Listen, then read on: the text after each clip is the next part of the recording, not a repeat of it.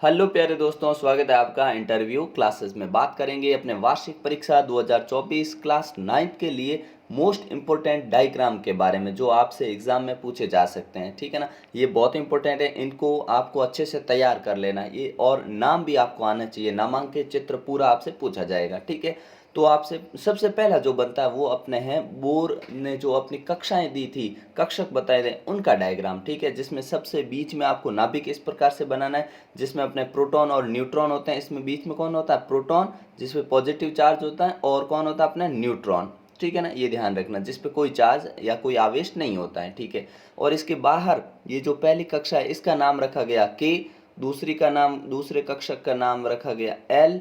ठीक है ना, क्या रखा गया? कि एल, तीसरे का नाम एम, चौथे का नाम एन। ठीक है, ये ध्यान रखना है।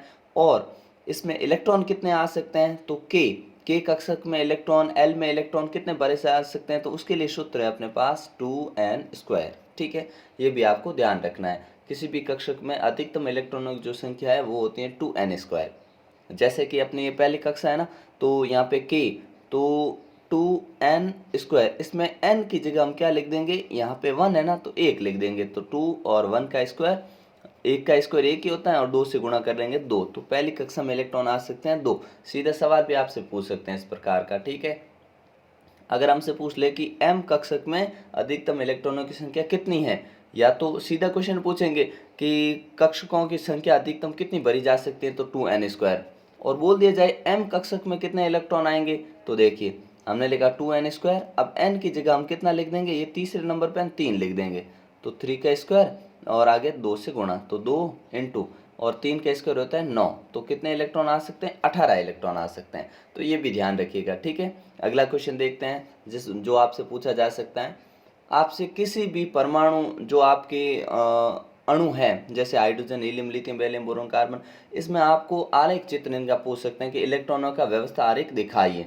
ठीक है ना, व्यवस्था चित्र आपको परमाणुिक संरचना दिखानी पड़ सकती है। ठीक है, मान लीजिए हमको बोला गया है कि आप बताइए ऑक्सीजन का। ठीक है, तो हमें पता ऑक्सीजन कौन से नंबर पे आया? कि 8 नंबर पे आया। ठीक है ना, मतलब इलेक्ट्रॉनों की संख्या इसमें कितनी होगी? अपने 8 होगी इलेक्ट्रॉन। ठीक है, परमाणु संख्या कितनी होगी इनकी? 8। तो देखिए ये नाभिक बनाया। ठीक है, छोटा सा नाभिक, इसके चारों ओर पहली कक्षा, तो उसको ऐसे लिख देते हैं KLM। पहली कक्षा में 2 इलेक्ट्रॉन, और क्योंकि ऑक्सीजन कौन से नंबर पे आया? अपने 8 नंबर पे आया, तो 2 इधर और 6 इधर। तो इस प्रकार से अपने को व्यवस्था आरेख बनाना है। के में रखने 2 इलेक्ट्रॉन और एल में रखने 6 इलेक्ट्रॉन। तो ये देखिए जो अपने ऑक्सीजन में के, नाभिक के बाद में, थोड़ा जूम करता हूँ मैं इसको। अब देखिए कि ये नाभिक हो गया अपने बीच में। ठीक है, और उसके बाद के में 2 इलेक्ट्रॉन बता दिए डॉट डॉट से, और के एल में 6 बता दिए। ठीक है ना, तो ये ध्यान रखना है। इस प्रकार से आपको ये बनाना है। जितनी कक्षाएं होगी उस हिसाब से आपको बता देना है कि उसका परमाणु क्रमांक क्या है और कितने इलेक्ट्रॉन उसमें आ सकते हैं। जैसे कि अपने पास है, सीधा क्वेश्चन हमसे पूछ लिया कि पोटेशियम, पोटेशियम का प्रतीक चिन्ह भी ध्यान रखिएगा क्या, कि पोटेशियम का पी नहीं होता है, ध्यान रखिएगा क्या होता है? के होता है। के का लैटिन नाम होता है कैलियम। ठीक है, जैसे सोडियम का पूछ ले हमसे, क्या? सोडियम, सोडियम, तो सोडियम का प्रतीक चिन्ह होता है Na। ठीक है, और इसका लैटिन नाम होता है, लैटिन नाम नेट्रियम। क्या होता है? नेट्रियम। ठीक है ना, नेटियम, उसके कारण इसका Na होता है। ठीक है, तो सोडियम का SO नहीं होता, न ही S होता है, क्या होता है? Na होता है। उसी प्रकार पोटेशियम का जो अपने लैटिन नाम होता है वो होता है कैलियम। क्या होता है? कैलियम, कैलियम होता है। ठीक है, और कैलियम नाम होता है, इसके कारण इसका प्रतीक चिन्ह वो के है। ठीक है, अब देखिए ये आता है परमाणु क्रमांक इसका 19 है। तो हमने कहा अगर 19 है तो हमने कक्षा बनाई KLM और N बना दी। अब 19 है तो 2 इसमें रखेगा, फिर 8 इसमें। ठीक है, 8 इसमें, और लास्ट इधर 1 चला जाएगा। ठीक है, देखिए 10, 8, 18 और 1, 19। ठीक है, तो 4 कक्षाएं हमें बनानी पड़ेगी। जो हमने यहाँ पहले बनाई इसमें 2 रख दिए। ठीक है, थोड़ा जूम करते हैं इसको। यहाँ पे 2 रख दिए, और अगले में हमने 8 रख दिए, उसके बाहर वाले में भी हमने 8 रख दिए, और लास्ट वाले में हमने सिर्फ यहाँ पे 1 इलेक्ट्रॉन रख दिया। तो ये हो गया अपने पोटेशियम। ठीक है, परमाणु क्रमांक को Z से दर्शाते हैं, ये भी ध्यान रखिएगा। ठीक है, अगला क्वेश्चन देखते हैं अपने। ये बहुत ही मोस्ट इंपॉर्टेंट क्वेश्चन मान के चलिए, जो कि पूछा ही जाएगा, 100% पूछा जाएगा नामांकित चित्र में। न्यूरॉन का स्पष्ट नामांकित चित्र बनाइए। ठीक है। तो ये इस प्रकार से आपको बना लेना है, ठीक है।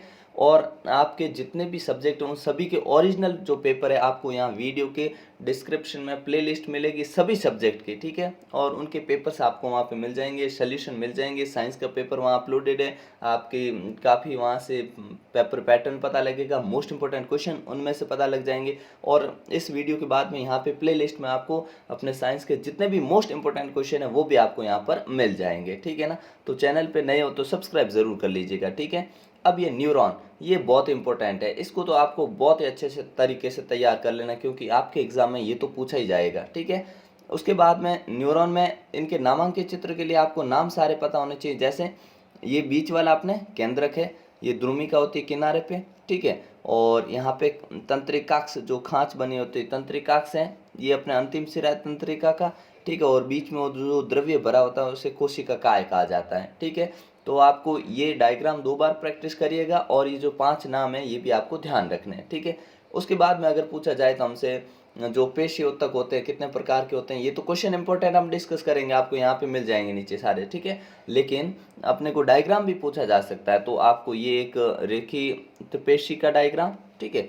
उसके बाद में ये दूसरा अपने डायग्राम जो है आरेखित पेशी और हृदय पेशी, ठीक है ना। उस जो 3 प्रकार की होती है उसमें से अपने से ये पेशियाँ, आपको तीनों पेशियों में पेशियाँ नहीं है, चित्र के अनुसार तुलनात्मक अध्ययन करने के लिए आपको यहाँ पे रेखित पेशी का ही बनाना है, ठीक है। जो आपको यहाँ पे डायग्राम दे रखे हैं, ठीक है, ए बी सी, इनको आपको एक बार प्रैक्टिस कर लेना। हृदय का नामांकित चित्र अपने इतना है नहीं आवश्यक क्योंकि हृदय के बारे में ज़्यादा जानकारी दी हुई नहीं, इसलिए आपको वो नहीं करना है, ठीक है ना। अगला देखते हैं अपने इसमें जंतु कोशिका और पादप कोशिका, ये दोनों भी ध्यान रखना है आपको, ठीक है ना। जंतु कोशिका और पादप कोशिका अच्छे से तैयार कर लेनी है, ठीक है। ये अपने जंतु कोशिका जिसके अंदर आपको नामांकित चित्र का मतलब हो गया आपको नाम भी पता होना चाहिए और कम से कम आपको 5 नाम तो अच्छे से याद रखने ही रखने हैं, ठीक है। इस प्रकार से आपको ये जंतु कोशिका तैयार कर लेना, ठीक है। और लास्ट में जो है अपना वो है पादप कोशिका, ठीक है। तो इस डायग्राम को भी आपको अच्छे से तैयार कर लेना है, ठीक है। तो ये आपके मोस्ट इंपॉर्टेंट डायग्राम्स है, इंपॉर्टेंट क्वेश्चंस आपको यहाँ पे मिल जाएंगे, ठीक है। और इनको आप 2 बार कम से कम प्रैक्टिस करिएगा, ठीक है, ताकि आपके कोई भी यहाँ पे मिस्टेक नहीं हो, ठीक है ना। तो मिलते हैं नेक्स्ट पार्ट में, तब तक के लिए जय हिंद जय भारत।